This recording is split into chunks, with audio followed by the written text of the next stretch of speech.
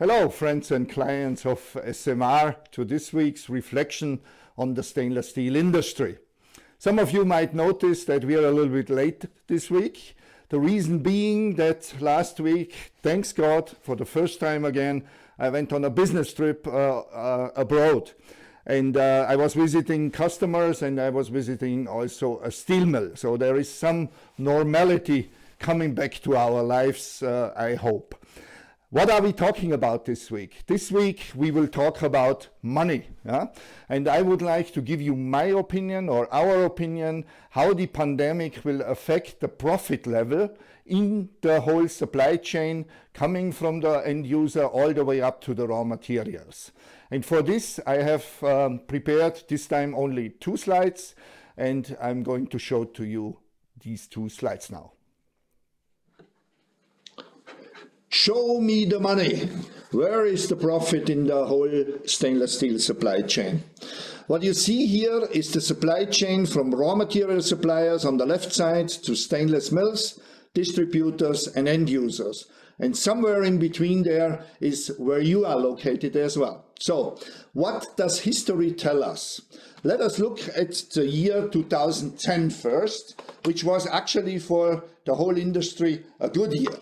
The whole industry profitability was 49%, but about 3/4 of that went to the raw material suppliers, whilst the mills, the distributors had relatively underproportional profit margins, and the end users at least had a fair share of the pie. When we looked at 2012, the overall profitability went down substantially, and particularly the stainless steel mills had a bad year here with an average minus 11%. That means negative results. The industry EBIT margin fell to about minus 3% on average. 2015 was the worst year in the whole last business cycle. The overall industry only had 10% margin altogether, but this little money was evenly distributed throughout the supply chain. Even the raw material suppliers were not able to remain profitable. The only ones at the end of the supply chain, the end users, protected their margin relatively well. That was the turning point, and from 2016-17 then the industry profitability went up to 35%. What you see here is that was actually the year where also the stainless mills had a higher share with an average EBIT margin of 7%. 18 confirmed that a little bit. The stainless mills reduced from 7 to 6%, but the raw material suppliers again have half of the supply chain profits. And in 2019, that confirmed this picture again. You had the highest share at the beginning of the supply chain, then it gets very little through the producers and distributors, and at the end, the end users, they have relatively stable, but limited, but stable EBIT ratios, higher than the mills and the distributors.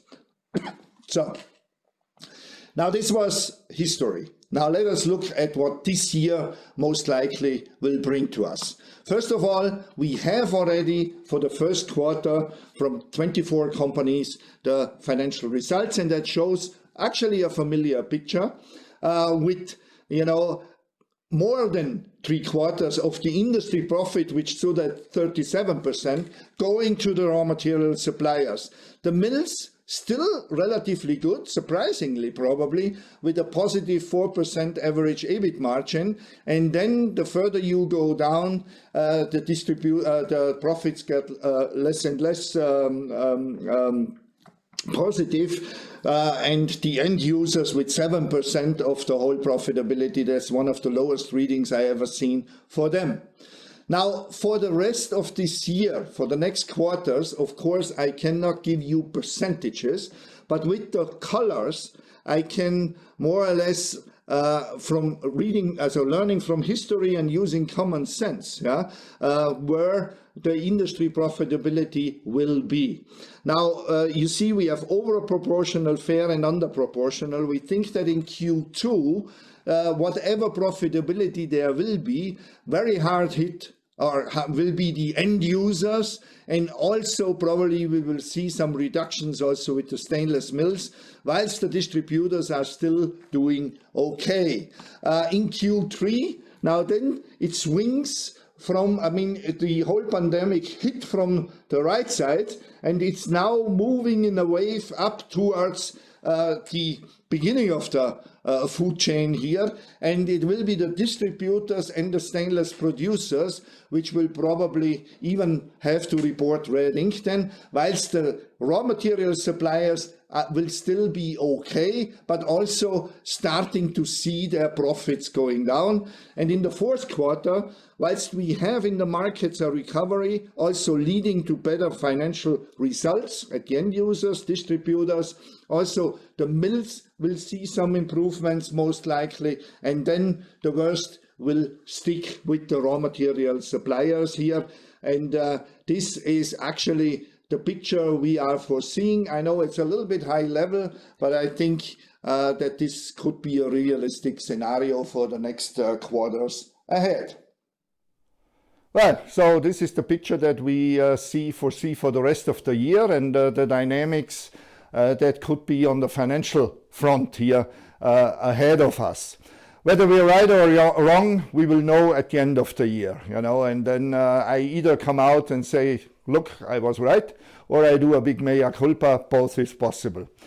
So what is our next week's reflection of the week? I'm planning to discuss a little bit how flexible stainless steel producers are to react to the kind of lower volumes and probably also margins that are ahead. The stainless steel industry had in the past the reputation of not being flexible at all, which is not true anymore.